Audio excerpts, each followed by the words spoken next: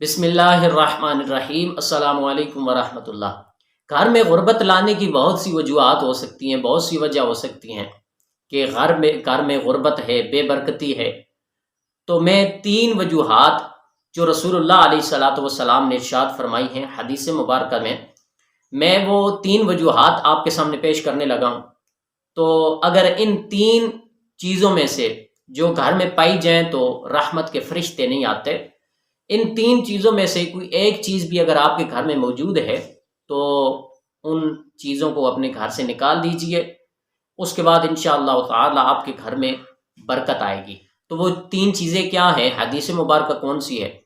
ابو داؤد کے اندر حدیث مبارکہ موجود ہے، حدیث نمبر 196 196 حدیث مبارکہ ہے۔ حضرت علی ابن ابی طالب رضی اللہ تعالیٰ عنہ اس کے مروی ہیں، وہ فرماتے ہیں کہ رسول اللہ علیہ الصلاۃ والسلام نے ارشاد فرمایا کہ ملائکہ یعنی فرشتے اس گھر میں داخل نہیں ہوتے جس گھر میں کسی جاندار کی تصویر موجود ہو۔ جاندار تصویر جس گھر میں بھی موجود ہوگی، چاہے وہ انسان کی ہو زندہ یا مردہ، یا کسی پرندے کی ہو یا کسی جانور کی تصویر ہو، جانور کی تصویر جس گھر میں بھی ہوگی، رسول اللہ علیہ الصلاۃ والسلام ارشاد فرماتے ہیں اس گھر میں برکت کے فرشتے، رحمت کے فرشتے، رزق کے فرشتے نہیں آتے۔ دوسرے نمبر پہ رسول اللہ علیہ الصلاۃ والسلام ارشاد فرماتے ہیں جس گھر میں کتا ہو اس گھر میں رحمت کے فرشتے نہیں آتے۔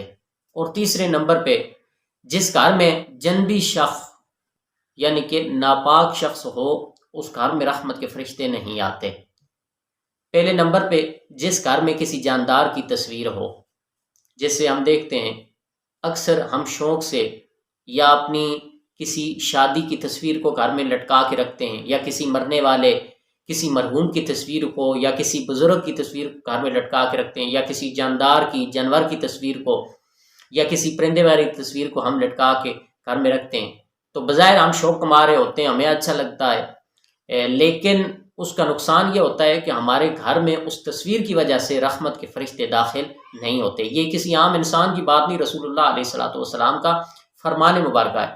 اس کے بعد دوسرے نمبر پہ کتا ہو، اگر اس میں احتیاط ہے، گنجائش بھی ہے، تو آپ گھر میں رکھوالی کے لیے، چوکی کے لیے گھر میں کتا رکھنا چاہتے ہیں تو گھر کے گیٹ پہ آپ کتا رکھ سکتے ہیں۔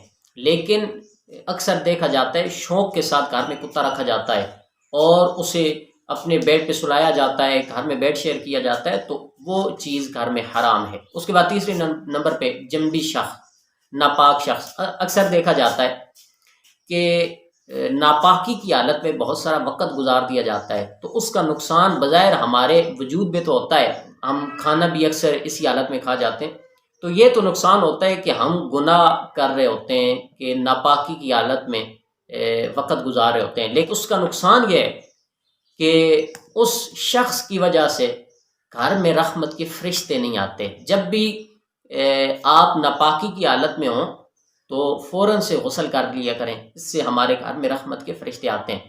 تو آخر میں دو حدیثیں مبارکہ میرے سامنے ہیں، اگر ہم سستی کرتے ہیں تو رسول اللہ علیہ الصلاۃ والسلام کی حدیث مبارکہ ہے، ہمارے پیارے نبی رسول اللہ علیہ الصلاۃ والسلام ارشاد فرماتے ہیں کہ میں نے صبح کی سنت میں اللہ رب العزت کی بارگاہ سے برکت کی دعا مانگی ہے، یعنی کہ صبح کی جو دو سنتیں اور دو فرض ہوتے ہیں نماز میں، دو سنت میں اللہ کے نبی نے اللہ سے رحمت کی، برکت کی دعا مانگی ہے۔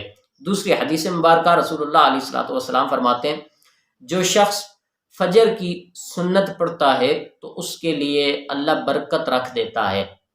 ہم سارا دن برکت اور رزق ڈھونڈ رہے ہوتے ہیں، لیکن اللہ تبارک و تعالی فجر کی نماز میں، فجر کی دو سنتوں میں رزق رکھ دیتا ہے۔ تو گھر میں تنگی آنے کے یہ سبب ہیں، تو ان کو اپنے ذہن میں رکھیے گا، اپنے دوستوں کے ساتھ شیئر کریے گا۔ اللہ تبارک و تعالی ہمیں سمجھ کی توفیق عطا فرمائے۔ اللہ ہم سب کا حامی و ناصر ہو۔ دعا میں ضرور یاد رکھیے گا۔ جزاک اللہ خیر۔